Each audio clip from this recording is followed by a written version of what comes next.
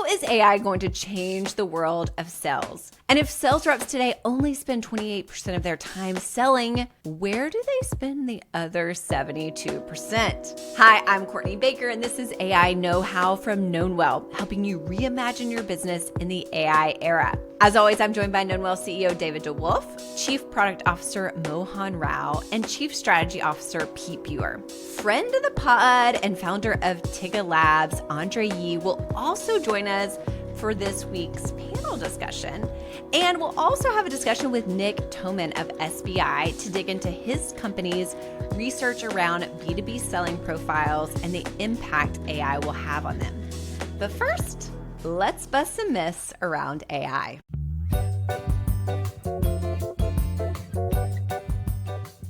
This week, Mohan Rao is with us for our first segment, one that we introduced a few weeks ago called AI Mythbusters. Pete did such a good job with our first one that we had to go another round. So Mohan, hey, welcome to the show early.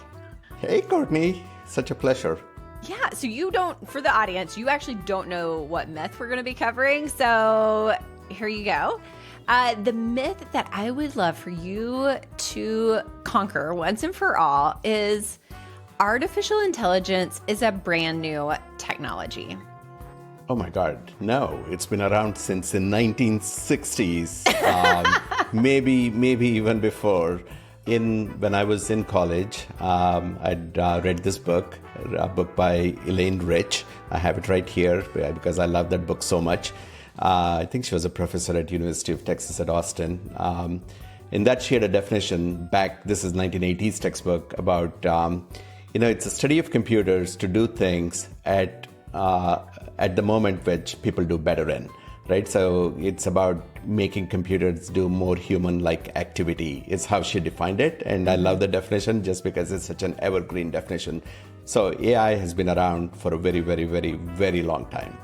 And just for some clarity here, if you're not watching us on YouTube, I know Mohan sounds like a Sprite Gen Zer, but you did go to college pre-2000s.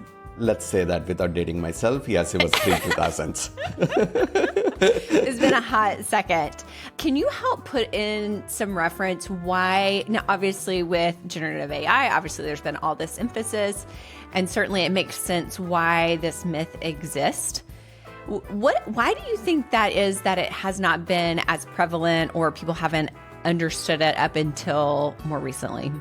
Yeah, I guess the AI is like Tony Bennett, right? It's relevant for the new generation. So it's been around for a long time. But what's happened in the last few years is that everything is generating data, right? So we go into a store and your Wi-Fi signal gets captured, and that's a data point that somebody with this MAC address came in. So, the internet has been a vast repository of data, right? So it's been doubling every 3 years. So that was the first thing, followed by dramatically cheaper cloud computing costs, right? In the old days, nobody could afford the processing power, but now we can. And because we buy by the drink and we can afford it, and we can scale up as our businesses scale up. And because of these two items around data increasing and dramatically lower computer and storage costs, there have been some very important architectural unlocks in the last few years. And then what happened was in November of 2022, ChatGPT made it real for everybody. So that's why we all think that it's new and refreshed, but it's been around. We've been doing AI with game playing and theorem proving and those types of activities for a very, very long time. That is so helpful, and I love your insight on what had to happen to bring it to its current form. Existed for a really long time, but not in the usage that we have today. Mohan, thank you for breaking that myth. Awesome. Good job. You are now a Mythbuster. Yay!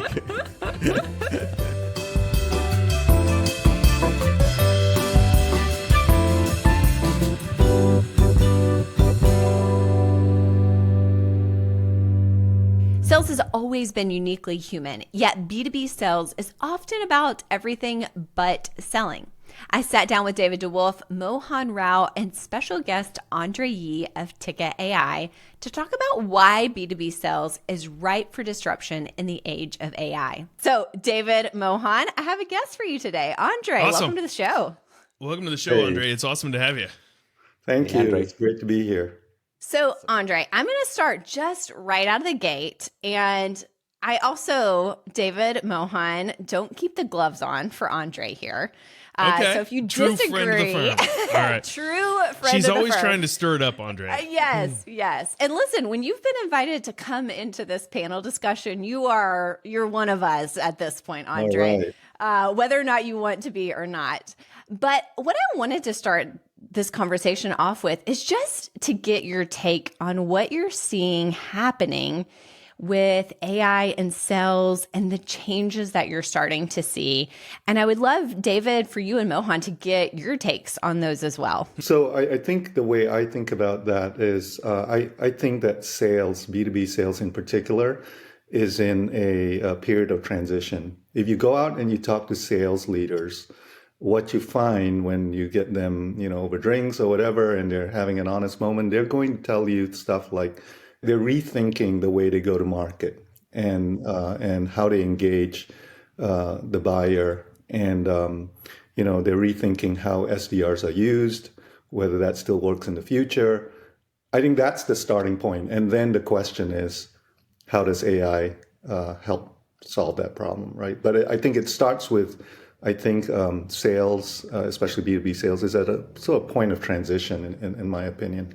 Andre, when I think about that, I think about kind of a continuum that we've had. Like the first wave in the digital era, a lot of times I call it the era of the CMO, right? We saw marketing first and how we outreach and engage buyers really change fundamentally. And the challenge was always taking that further in the go-to-market kind of commercial cycle, was that sales, especially B2B sales, as you're talking about, is so relational.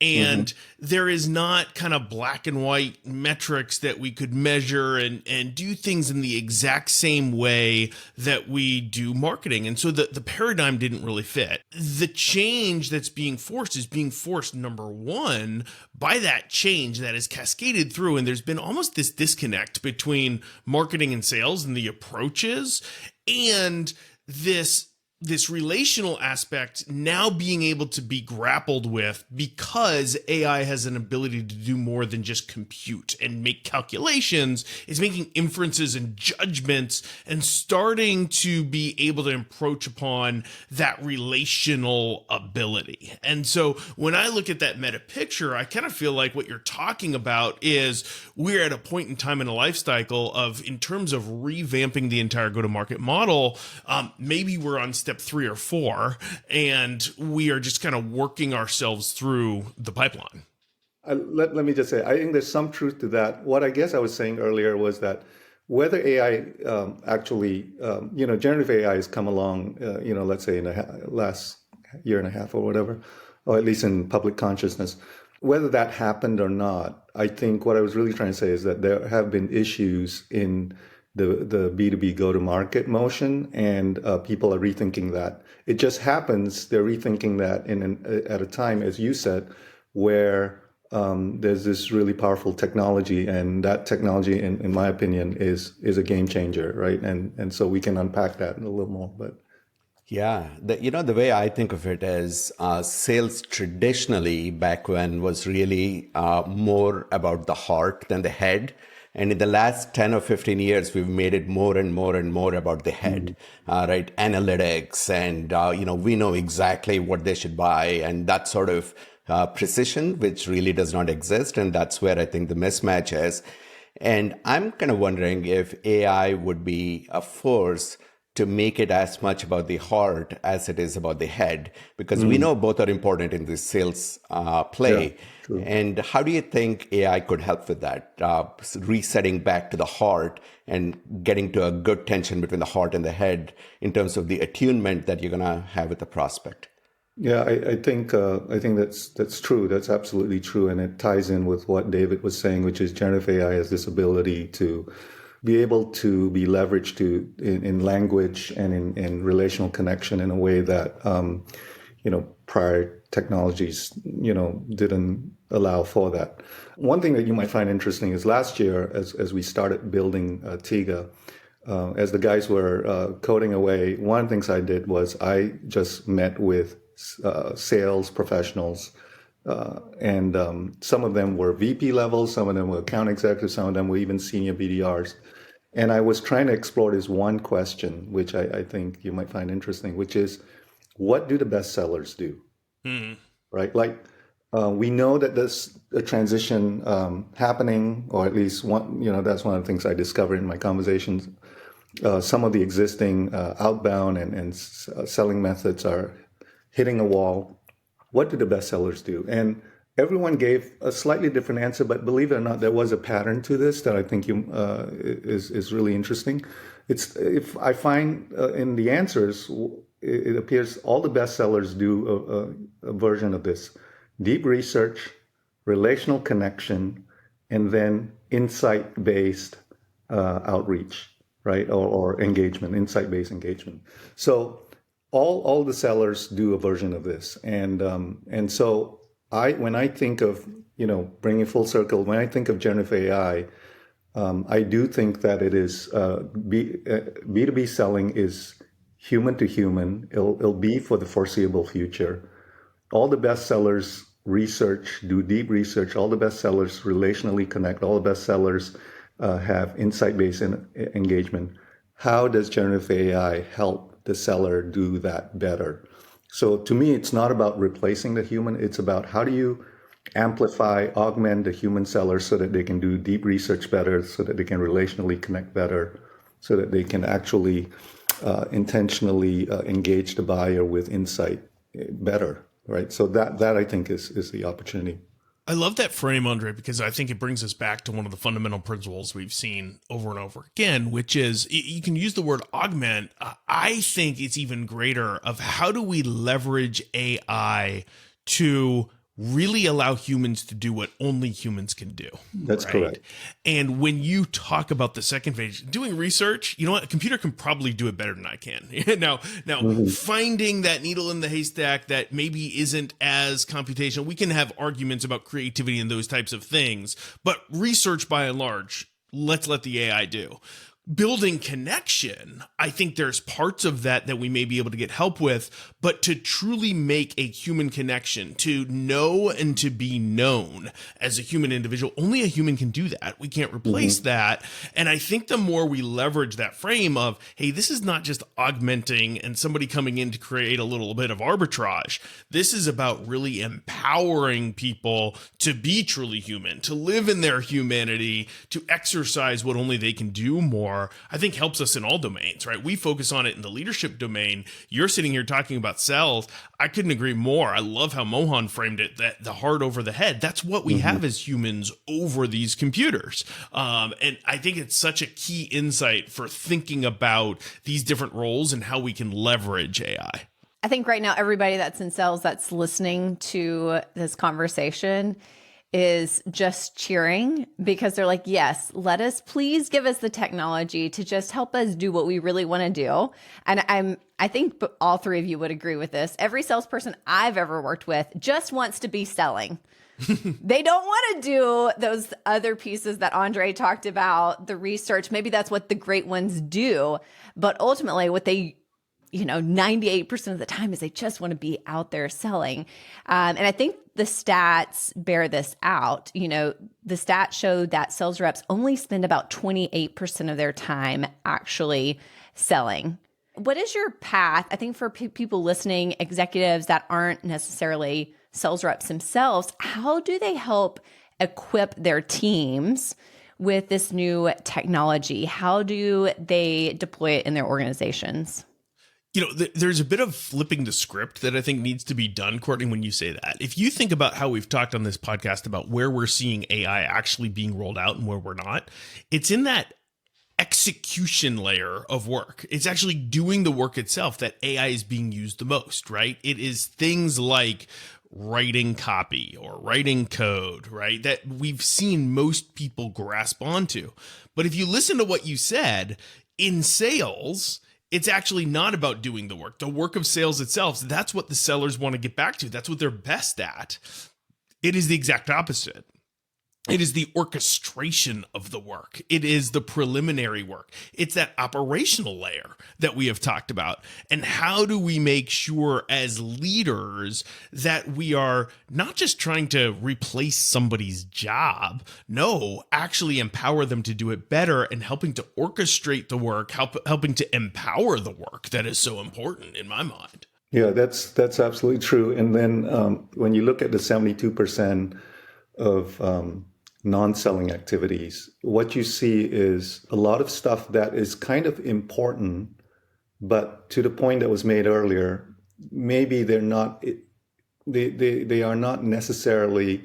They don't have to be done by a human, right? Or what comprises the 72% stuff like prioritizing your leads, stuff like preparing for meetings, creating proposals. Research actually was one, and then ironically, some of it is entering information into your CRM. I think that's the one thing that I find really interesting, which is, in the past we've come up with a lot of good software, to help people become more process-oriented, efficient, but that's created its own body of work. And then that takes a life of its own. And work that every seller hates, by the way. Exactly. Everyone hates. Yeah. So I think what's exciting is that, and what we're trying to do at Tiga is actually flip that a little bit, where, hopefully 5 years from now, salespeople are going to spend 72% of their time actually selling and 28% of the time in other activities, right? So I think that would be fantastic. But that's where generative AI can really help, I think, is all these, sort of, I don't want to say mundane tasks because they're actually kind of important, but they're very repetitive tasks that AI can actually, solve for. And that leaves the seller, the human, with more time. And I think you said it well, David, to actually do the things that they do best, which is actually be in front of the client, think strategically about the account. Talking to salespeople, one of them said, I love being in front. I love this job because I love being in front of customers. It's all the other things that I don't like doing, right? I love being in front of people, and pitching them the product or whatever it is that they're selling. So this technology is, fully there or substantially there. In most sales organizations, maybe 30% of the sales force produces 70% of the outcome, right? So that's a natural thing that you see. Mm-hmm. Do you see that percentage getting reset as there is more of this technology and maybe more of the intuition-based thing that's removed? There's two ramifications of that I think of immediately. There's almost a leveling of the playing field, and it's because we're able to give more of the work that is required but may not be the secret sauce and the key thing to the computers to do. And when you do that, two things happen. The first one is, I think you have to compromise less in your actual hiring. Right? As a leader, you can go out and say, what is that one thing, the person that excels in front of the clients? And I don't have to worry about their ability to discipline themselves to do research or data entry, because most of that's going to be done for them, right? And served up on a platter. And so I can get much more specific. That's infinitely more scalable because you're looking for one skill set. You're not looking for the intersection of 17 skill sets, right? I think the other part of that is, you also are able to attract more people to the profession that can do the job, because there are some people that they don't want to do the other aspects and they're not energized by it. And so they go pursue other careers, even though they could be a good fit for that ideal. And so in both of those ways, I think we make it a better world, right, for these individuals doing this job, and it makes it easier for us to hire. That leads to scalability, not just the time we're freeing up and not just how we're empowering people. Last thing, I do think this is an interesting model. If we look at roles where the turnover is very quick, with SDR roles, if you get an SDR that can survive in that role 2 years, you're kind of lucky. You're like, we did it. That was amazing. It's just such a high turnover role. Yeah. I think that's an interesting way to maybe look at other roles that we could say, hey, what can AI do to actually make this role have more longevity, to be more fulfilling, all those things that we value in a long-term career. You're bringing a really interesting point. Today, when important roles like a salesperson, when they turn over, a lot of the knowledge goes with them. Yeah. And one of the things, as you have generative AI, and I do believe you're going to have different sort of purpose-built AIs for different roles. But one of the net benefits that people don't talk about a lot is just the preservation of institutional knowledge within the organization. So, if a particular salesperson leaves, that person may have had 4 or 5 years of deep experience about the product, about, nuances, about how to engage the buyer. All that is captured in your AI. It doesn't, of course, some of it will leave, like the relational connection with the client. That's, as David said, fundamentally a human thing. But a lot of the knowledge, institutional knowledge and experience about the client is retained. And I think that's a really powerful thing. And retained without data entry, which we already talked about. Yeah. Exactly. Well, Andre, thank you for joining us. It was a real treat to have you. David, Mohan, thank you as always. Yeah, it was great to have you, Andre. Thanks Courtney. Thanks. It was great being here. You know what's closely related to the science of sales? The science of client intelligence. Because let's face it, your best customers are often the ones you already have. Be one of the first to get access to the client intelligence platform we're building here at Knownwell. It'll give you insights into how you can better serve your existing clients, resulting in reduced churn, increased loyalty, and more sales. You can join the beta waitlist right now at knownwell.com. Nick Toman joined Pete Buer recently to talk about his company's research into the world of B2B selling, the 4 distinct profiles they uncovered, and how they relate to deal size. Nick, welcome. So great to have you on the podcast. Pete, it is awesome to be here. Thanks for having me. Just to frame things up for our listeners, can you give us a little bit of background on SBI and your role? Yeah, so my role at SBI is I head up product and strategy for us. What we do at SBI is we're a growth advisory firm, Pete. So we focus on all things value creation and growth for our clients. We cover everything from consulting, training, rev tech services. We do things across talent, operations, execution, sort of all the commercial functions that we support our clients on. And we also have advisory services too, Pete. So we cover quite a bit and help our clients through quite a bit in terms of their growth journey. And you specifically?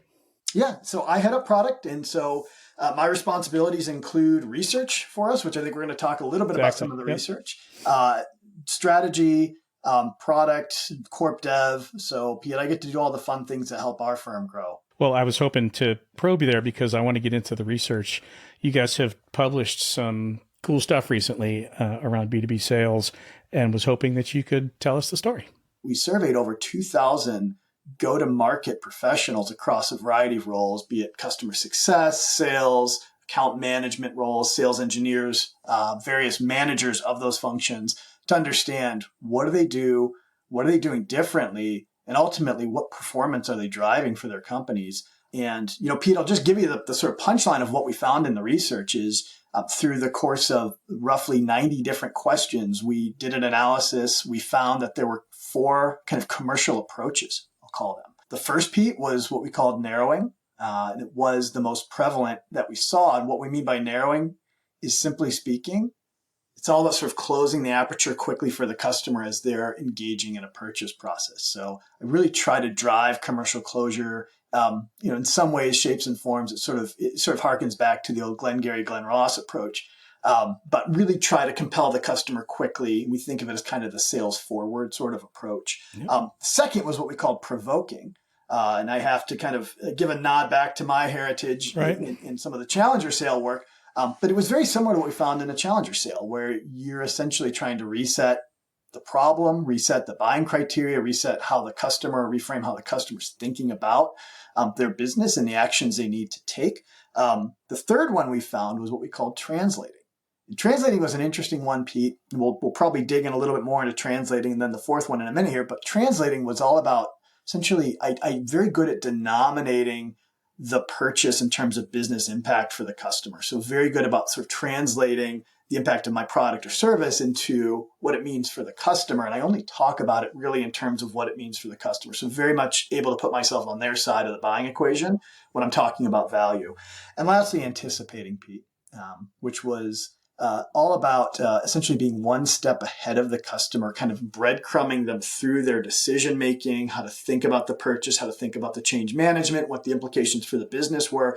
It wasn't so much selling or sort of pushing a sales motion as it is kind of pulling the customer through a decision, a series of decisions that they have to make. Let's get into the results. How does each perform? So without going deep into the data, Pete, what we generally found, Pete, was that narrowing profile, the most prevalent or most common profile or approach, has the lowest performance net-net. And what we're finding is that kind of approach where I'm really trying to push the customer through a decision-making process, one, when you're getting pressure at the end of the quarter and we're all sort of watching our own productivity numbers as suppliers or vendors, this is the pressure we inadvertently begin to put on the teams. And what's really interesting, Pete, is as you move up the food chain from frontline to management to senior management, we actually begin to see the prevalence of that narrowing profile increase. So that one is the least effective, most common, sort of the lower left quadrant, if you will, the bad quadrant. Provoking is the next most powerful, doesn't generate a huge amount of upside, but it doesn't hurt things, Pete. And this is one where I'm very careful with how we talk about that provoking one because it has a time and place. There is sometimes where the customers just got it wrong. Yep. And we've got to help them see the world a little differently or perhaps a little more clearly. So it has a time and place, and it's one of those important sort of minors. Just as narrowing, Pete, is a good minor. You got to get commercial sometimes. Yeah, you got to kind of nudge things through the funnel. Translating and anticipating on the whole, Pete, those dramatically outperform across all those different outcomes. And the one that really does stand above the rest is the anticipating approach. And what I'll tell you is it's both translating and anticipating. They're the least common, particularly anticipating. And I think in many cases, Pete, we sort of look at it and we say, wow, well, it's least common because that's hard. It's hard to be one step ahead of the customer. But Pete, I think this is where with some of the AI advances and some of the approaches that we see these individuals really embracing, where they're very much oriented towards planning.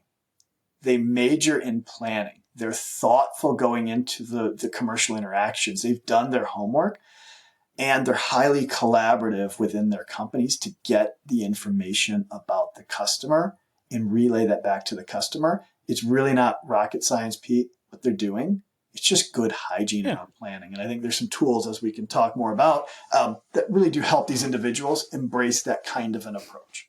We are an AI-focused podcast, and you waved at this a moment ago. Let's go there.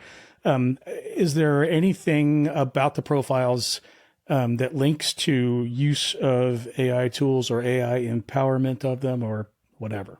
Yeah, and we've started to include some questions and some examination of use of these kinds of technologies as part of the approach. You notice I keep using that word approach because I think it really does combine sort of what's my behaviors, what's my mindset, where do I focus my energy as a frontline employee. And what we're finding, not surprisingly, Pete, is those with that anticipating as well as the translating approaches tend to be more inclined to use AI-driven tools, particularly generative AI tools. And I think what you're seeing here, Pete, is they've really figured out how I can do quick diligence against a customer, not only understanding the business and economic drivers of that customer's business, but more importantly, really thinking through how does that business work and what can I do from sort of a pain point amplification or attention-getting amplification standpoint to really dig in and help senior stakeholders realize there's something more to this. We need to better understand what's happening here. And Pete, for years, we've sort of scratched our head in the sales discipline around business acumen. It's like this mythical thing that is so hard to teach to the front line. Mm-hmm. And what we're finding these individuals doing, I wrote a piece in HBR on this a couple months ago, but it's almost like the old 5 whys exercise that you do from kind of a critical thinking standpoint. You can leverage these tools to ask those 5 whys and really go deep into, okay, well, if working capital is an issue for this particular customer, why? What does that mean? What would the implications be? And what would the senior stakeholders be thinking about as a result? Suddenly, I'm much better armed on a topic that maybe I'm not the most comfortable with personally, but I can begin to have a meaningful conversation and relate what my solutions do better to where that customer is in their own business functioning. So the translator and anticipator approach finds commercial executives more likely to take advantage of AI tools to help with the approach. Could AI be an enabler of narrowers and provokers? Like, could it be the tool to help bring them up the productivity curve? 100%, Pete. 100%. And I think this is where we get into some of that major and minor. I think there can be, even if my DNA is sort of strongly and overtly narrowing, it's just who I am. I think being able to really pause and ensure that I've got solid understanding of the situation I'm looking at, not just rush to closure, right? I think this can be hugely helpful. And this is where we get into forms of enablement, forms of playbooks that just help remind our teams as they're moving quickly in the field to take that minute and really do that proper diligence, really understand, what am I up against? What do I need to be smart on? And how can I better relate what we're selling into that customer's business? Let's look to the horizon. What are you seeing out there, AI-related, AI-powered tools and methodologies that companies are using that has you excited? Yeah, there's dozens of really interesting use cases. I'll talk about 2, Pete, that have got me particularly excited. Given what we do here at SBI, we do help our clients in many cases better understand sort of their market and the market potential and aligning their commercial resources against that market potential. One of the most powerful use cases, and this is something we've recently been leveraging this kind of capability when we're working with our clients, is doing market segmentation through an AI-driven cluster analysis, Pete. So traditionally, when you look at sort of segmenting a market and creating prioritized accounts that you then move into, a production environment for your sales teams or your CS teams. Many cases, we sort of apply what I call a top-down model, which is you take the accounts, you take traditional firmographics, right, from a third-party enrichment provider, and you sort of look at, okay, what are the common patterns that those firmographics tell us perform better? You're kind of taking what, a vendor like ZoomInfo, for instance, might be providing as sort of fixed gospel around how that market tends to present, and you find patterns in that data. And it's not a bad approach. I mean, we've driven a lot of value for our clients using this approach, but what I'll tell you is it's only as good as that enrichment data.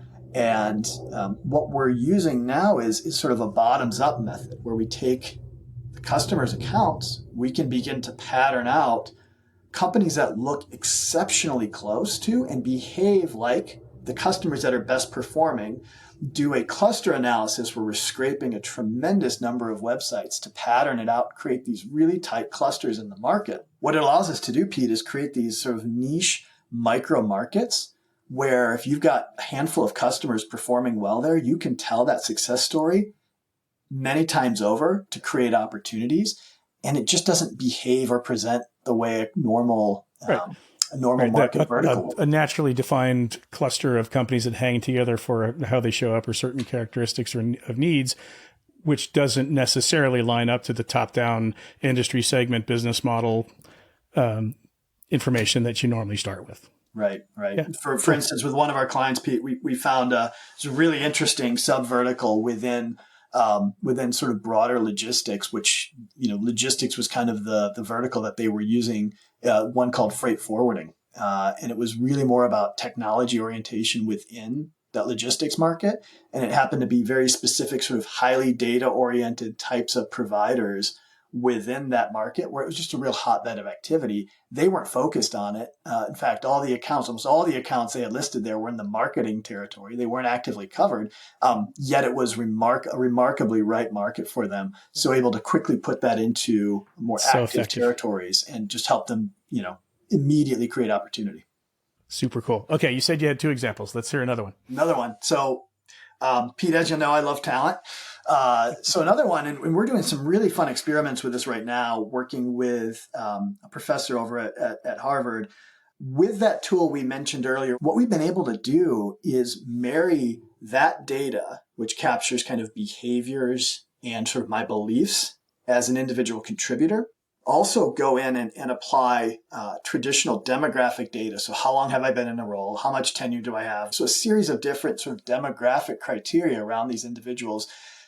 Pull in performance data of all kinds, Pete. Sales velocity, ASP, all kinds of different performance criteria, mash that into a pretty significant large language model and understand truly what drives performance.